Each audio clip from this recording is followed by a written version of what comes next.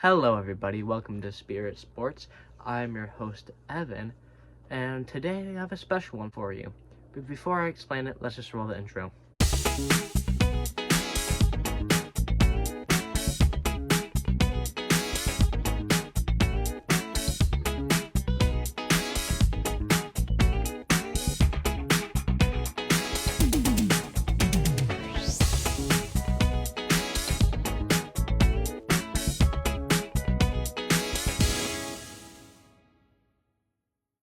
Okay, so this will be the first episode of SEM Sports.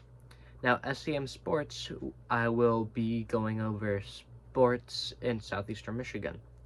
So that will be the four professional sports teams that are the Tigers, the Lions, the Red Wings, and the Pistons, and then I will find one from around the area to just go over, and that one will, and I'll try to make it different every week, but if I can't, there will be repeats from week to week. So without further ado, let's just get into it. In case I didn't explain that clearly enough in the video, basically this will be a show where I go over all four big professional sports in southeastern Michigan. Well, Michigan, I guess. And I will include a fifth one from around southeastern Michigan to include. And sometimes I will even go in depth, but I won't put that in the actual video unless I need to. I will put that in a separate video. I kind of go over that later, but not really. I didn't do that for this one because of the circumstances, and hopefully that clears up any confusion you may have had. So, it's baseball off season right now, but I still have to go over the Tigers because that's the rules.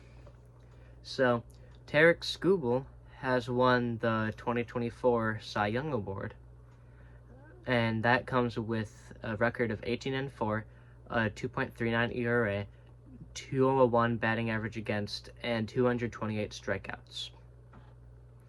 On the November 4th, they traded Devin Sweet to the Philadelphia Phillies for cash.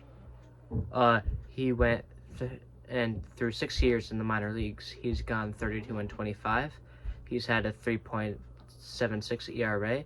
He has a 2.39 batting average against and 505 strikeouts. And then on the 22nd of November, Tigers claimed Bailey Horn from the Red Sox off of waivers. Through his 4-year minor league career, he has gone 15-12. He's had a 4.26 ERA, a .226 batting average, and 271 strikeouts. Moving on from the Tigers, we are at the Lions, and here's where I'm going to tell you something. Originally, I was gonna produce these all as separate videos, upload them separately, and kind of put them all into this. And that would just be Lions, maybe Red Wings, and I didn't feel like doing that. And it will just depend on situations if I do that or not. So I guess half the time I upload them separately, and half the time I just upload them like this.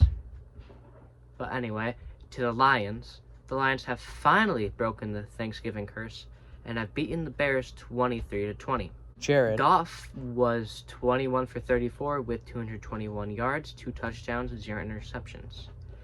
Caleb Williams was 20 for 39 with 256 yards, 3 touchdowns, and 0 interceptions. And then I have to give credit to Jack Fox, who with 2 punts punted the ball 100 yards with 0 touchbacks and landed 2 inside the 20-yard line, with 1 being down at the 1-yard line, which massively helped the Lions beat the Bears. And Jake Bates unfortunately ended up missing his first field goal of his NFL career in that game. Moving on to the Detroit Pistons. On November 29th, the Pistons defeated the Indiana Pacers 130-106 to become 3-0 in the NBA Cup. On the very next day, November 30th, they lost to the Philadelphia 76ers 111-96 to become 9-13 so far in the season. And a little note I put for my third little thing. The coach of the Pistons, J.B. Bickerstaff, seems to be the right pick currently for the head coach of the Pistons. We'll see through the rest of the season and beyond. Now to the Red Wings. On November 29th, the Red Wings lost a very close game to the New Jersey Devils, 5-4, despite having a 2-0 and a 3-2 lead, and became 10-11-2.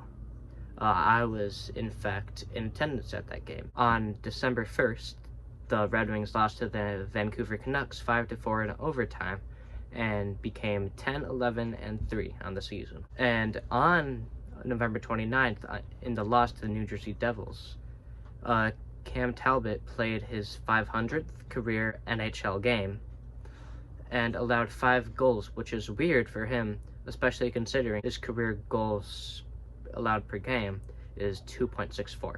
Now finally, moving on to the 6th segment, it'll be the Michigan Wolverines in football. And despite being 3-score underdogs, the Wolverines beat the Ohio State Buckeyes 13-10 in Columbus for the 4th win in a row in this great rivalry, their 62nd win against Ohio State, and their 1011th win all time. My pick for game MVP has to be Kalel Mullings. I think that because through 32 carries, he ran for 116 yards and got a touchdown. Now, Dominic Zavada made 2 field goals, including a 54-yard field goal, while the Ohio State Buckeyes' Jaden Fielding missed 2 field goals that could have got OSU the win, considering the final score was 13-10. Anyway, that is it for today. Thank you for watching the video. This is the one I put kind of the most research-wise work into so far. I'll see you in the next one, and stay blessed.